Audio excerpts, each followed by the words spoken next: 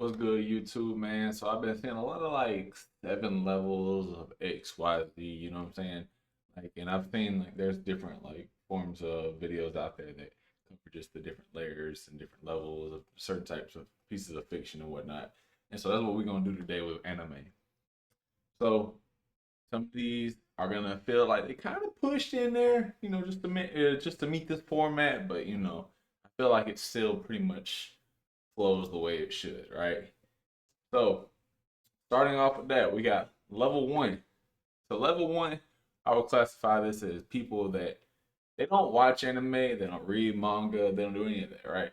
But if they see Goku or if they see Naruto, they see Luffy, maybe not Luffy, I don't know. What y'all think? Y'all think Luffy is like a public figure that people can spot? I feel like they can nowadays. But if they see one of these characters, they know that, oh, that's Goku. Oh, that's Naruto. Oh, that's Luffy, or they can tell you that it's anime related. Obviously not just because that the character looks animated, but because of just like the sheer magnitude of like popularity that those three characters have been able to make it out into the media. So I feel like those would be perfect at the level one, you know, even though they're not technically anime fans, but that's still their knowledge of anime, and I feel like that's fair to judge. All right, so level two is where we're gonna get into like the normies, and it sounds like it's a bad thing, but it's really not. But something like a normie would be like, oh, they've watched maybe like one or two anime, and usually one of the animes they're gonna watch is something like Death Note. So I had recently tried to get my fiance into anime a while back, and one of the first shows I thought to show her was Death Note, and she actually didn't mind it. She kind of liked it, So I would like to say that people who are more normie are just gonna gravitate towards anime like that are like more realistic and not like over the top anime tropes and whatnot. But I have noticed one anime that you really want to think that it would become like normie, or you want to just see it out and everywhere. It's Demon Slayer, and it's kind of crazy because like you'll see it. I've met a lot of people that they wear Demon Slayer stuff, or they're going to see the Demon Slayer movie that's out right now, and you'll ask, "Oh, okay, what's your other favorite anime?" And they'll say none. I don't watch it, or I don't read it. And I feel like it's been a unique phenomenon. I feel like with Demon Slayer. So just from my personal experience and what I've seen. So, but yeah, level two, we would definitely classify that as like the normie viewer. All right, level three is where we're gonna start to get a little controversial. Level three is what I would classify as the shonen bro. Obviously, shonen bro, I'm saying bro, but be a female obviously as well. But when I say that is this person, they're their only anime are really obviously action anime. Your Dragon Balls, your Naruto's, your One Piece, your Bleach, JoJo's, stuff like that. It's they're in it for the thrill of the action, the animation. They're not looking at it into like the story or the themes or whatever messages that the author is trying to intend. And it's funny because when you look at like if you actually were to dig deep into like a lot of these shonen, they have good messages and good themes, but a lot of people that like view that content, they don't actually like look at it. It's just like they're looking at it at a base level, and there's nothing wrong with viewing it at that level. But that's where I got them at like level three, and this is where I say to be a little controversial. So level four, I label as the seinen bros. You know, these people that kind of view like the thoughts of like Dragon Ball, Naruto, and Bleach, etc. Not usually One Piece. People usually give a little bit more respect to One Piece, but they view it as like a lesser anime and less like it's not it's not doing enough for them. They feel like it's not, you know, just it's not. It just feels like it's kind of a brutish type of anime, right? So they gravitate to anime is more like Attack on Titan. Now, in my opinion, you could lump shonen and seinen bros together because if you're only watching seinen, you're only watching shonen, how are you really different from the two? But for the sake of the video, I wanted to separate these two because to a point. Like if you look at a story like Attack on Titan, it does have a lot more intrinsic storytelling and themes than something like a Dragon Ball. So that's the only reason why I'd give it to them on that edge. But this is not controversial at all. So we move on to our next level. So level 5 is where we start to get to the more semi-hardcore fan. And with that person, you're going to be looking for more like thought-provoking animes. They're going to be really like big on themes and storytelling. And something like a perfect example of this would be something like Code Geass or Steins Gate. You know, it's something that causes the reader slash watcher to really like lock in and figure out, hey, what's going on with this, you know? And the anime is usually big on plot twists. And not to say that the other anime before in the other categories don't have plot twists, because and a lot of people would link, oh well, Death Note and Code Geass, they're kind of compared and they came out the same year and blah blah blah. I mean that is true, but as far as like a popularity scale, a lot of people seem to like a lot of normies seem to gravitate more to the Death Note side of things, whereas Code Geass is more on the like you're like an anime fan if you watch Code Geass, and I think it's partially combined with the mech portion and the more. I feel like Code Geass is more definitely leans more on the power system of it, with the Geass stuff. Even and you could say it's the same as like the Death Note, but just like with part of the human body. But I do feel like it's used a lot differently, and there's a lot more gore, way more gore. You see a lot more stuff.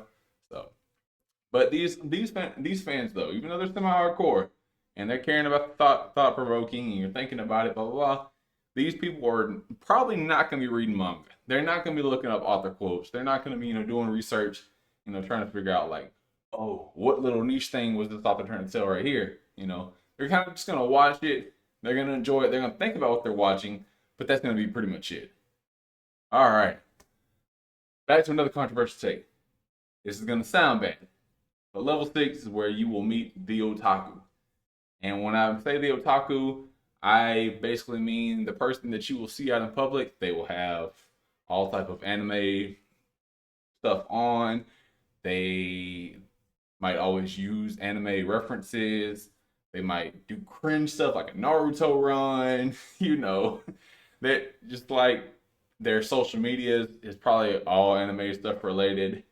And they're more like their their whole persona is usually like anime focused, and I'm making it sound like it's a bad thing, but it's not really a bad thing, to be honest. It's just that one portion has consumed everything for them, that they just like hard focus on it.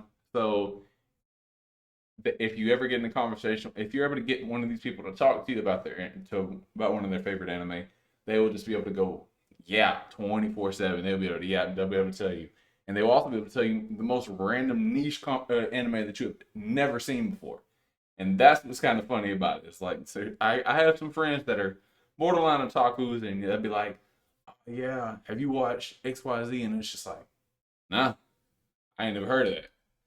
And these people are also really big on like when the seasons come, because if you're not like super logged into the anime scene, there's seasonal animes, because that's what we went to now. We went to a more seasonal state, so it's like, oh man, I can't wait for the winter season animes to come, and they will sit there and watch every single anime for that season. Regardless if it's bad or not, they will watch it just to say they did it, and then just to like be able to have like a take on it. So that's truly the embodiment of a talker. And this is where I said it starts to get controversial. Obviously, just because it also sounds negative, but when you see numbers, level 7, I would say is the absolute peak of hardcore fans. Oh, also going back to level 6, they also obviously read manga, look up author stuff, etc., etc. So, but level 7 is the absolute peak of hardcore fans, because they are the blend of every level in the previous tiers.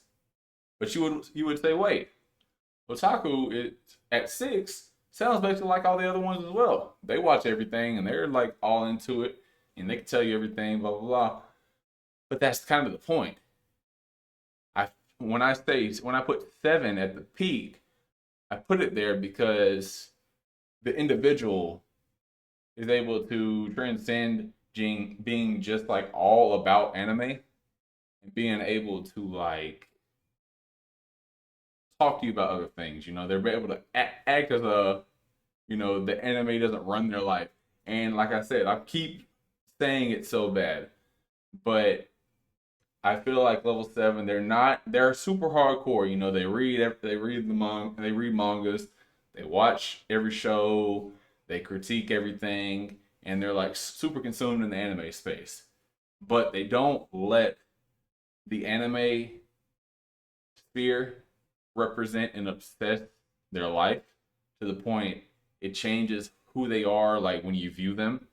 You know, because obviously you see a guy can love something but not do all the weird little stuff that people do when they love it. Like, you know, you might, like you see behind me, I got a bunch of I got manga that are just mainly just the mainstream stuff, but that's just stuff that I've decided to collect because those are the first couple of anime that I got involved with, right?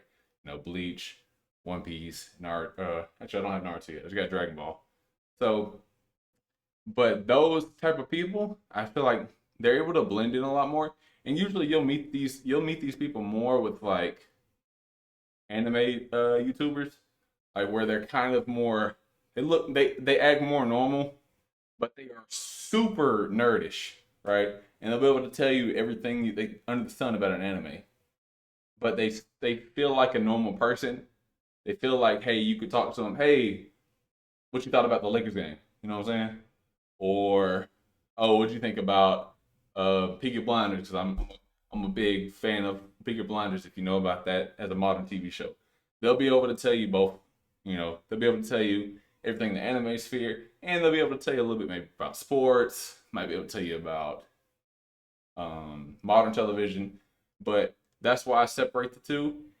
You know, you could argue six could be at seventh level and they could swap, but I feel like being able to blend everything together, but still be your own person, but still also be that exact same nerd, goes a long way. So that is why I chose to have the hardcore fan being at seven. Alrighty, there you have it. We have tried to go through we have tried to categorize everything anime related with fans in seven levels. And I hope you guys agree with it.